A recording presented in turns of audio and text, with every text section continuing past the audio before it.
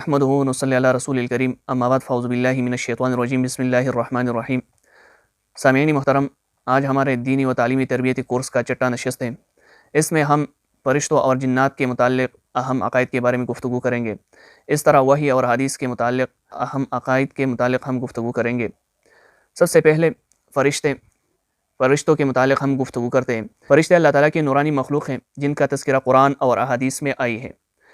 ان پر ایمان لانا فرض ہے اور ان کا انکار کرنا کفر ہے۔ فرشتے اللہ تعالیٰ کے معصوم بندے ہیں جو ہر وقت اللہ تعالیٰ کی عبادت میں مصروف ہیں، ایک لمحہ برابر بھی اللہ کی نافرمانی نہیں کرتے ہیں۔ سامعین محترم، فرشتوں میں بھی بعض فرشتے دیگر فرشتوں سے افضل ہیں۔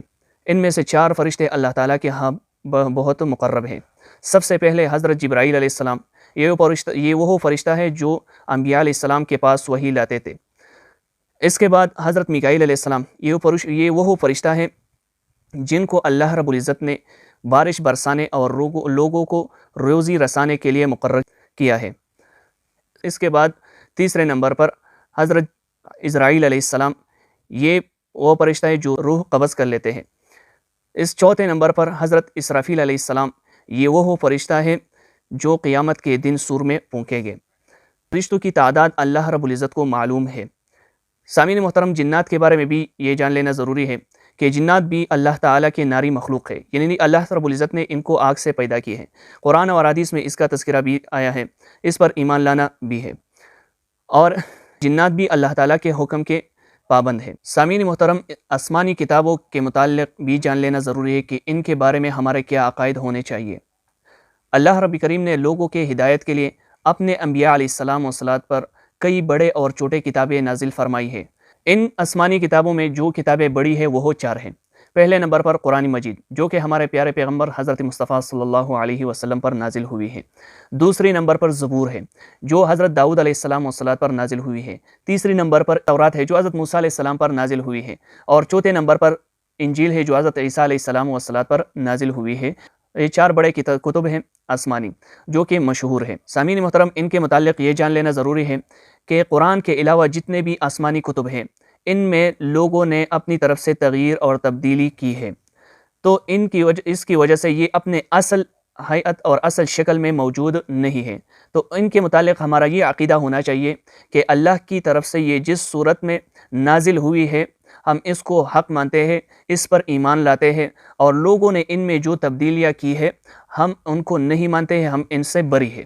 تو ان کے متعلق یہ عقیدہ ہمارا ہونا چاہیے۔ قرآن یہ واحد کتاب ہے جو کہ جس طرح اللہ کی طرف سے نازل ہوئی ہے آج تک اور قیامت تک یہ اپنی اصل حیت پر اور اصل صورت پر رہے گا، کیونکہ یہ قرآن کا معجزہ ہے، رسول اللہ صلی اللہ علیہ وسلم کی بڑی معجزہ ہے، اور اللہ تعالیٰ نے خود اس کی حفاظت کا ذمہ لیا ہے۔ اس لیے جو یہ عقیدہ رکھے گا کہ قرآن میں کوئی تبدیلی اور تغیرات ہوئی ہے تو اس عقیدہ کی وجہ سے یہ اسلام سے خارج ہو جائے گا۔ یہی اسلام کی حقانیت کی بڑی دلیل ہے۔ سامعین محترم، وحی کی حقیقت اور حدیث کے متعلق اہم عقائد کو بھی جان لیں۔ پہلے یہ جان لیں کہ وحی کیا چیز ہے۔ اللہ تعالیٰ کا وہ کلام جو کسی نبی پر نازل ہوئی ہو اس کو وحی کہتے ہیں۔ سامعین محترم، وحی نازل ہونے کے کئی طرق ہیں۔ ان میں پہلے طریقہ سلسلۃ الجرس ہے، یعنی گھنٹی جیسی آواز سننا۔ دوسرے، فرشتے کا اپنے اصل حیت میں آنا۔ تیسرا، فرشتے کا کسی انسانی صورت میں آنا، جیسے رسول اللہ صلی اللہ علیہ وسلم کے پاس جبرائیل علیہ السلام دحیۃ الکلبی کے صورت میں آتے تھے۔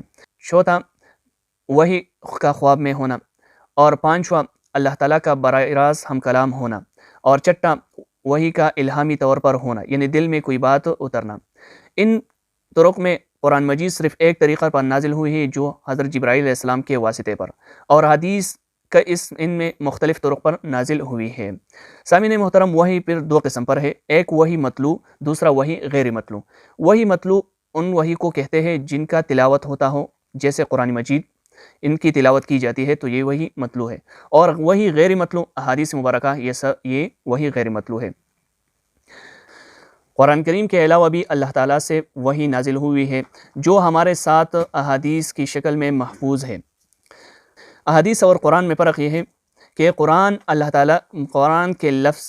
لفظاً اور معناً دونوں اللہ تعالیٰ کی طرف سے نازل ہوئی ہے، اور احادیث مبارکہ اس کا مفہوم اور معنی یہ اللہ تعالیٰ کی طرف سے ہے، اور الفاظ رسول اللہ صلی اللہ علیہ وسلم کی طرف سے ہے، یعنی رسول اللہ صلی اللہ علیہ وسلم کے الفاظ ہے اور معنی مفہوم یہ اللہ تعالیٰ کی جانب سے نازل ہوئی ہے۔ اس کے ساتھ حدیث قدسی کے متعلق بھی جان لیں کہ حدیث قدسی بھی حدیث ہے، ان کی نسبت اللہ تعالیٰ کو ہوتی ہے، یعنی رسول اللہ صلی اللہ علیہ وسلم اس کو یوں فرماتے ہیں کہ اللہ نے فرمایا۔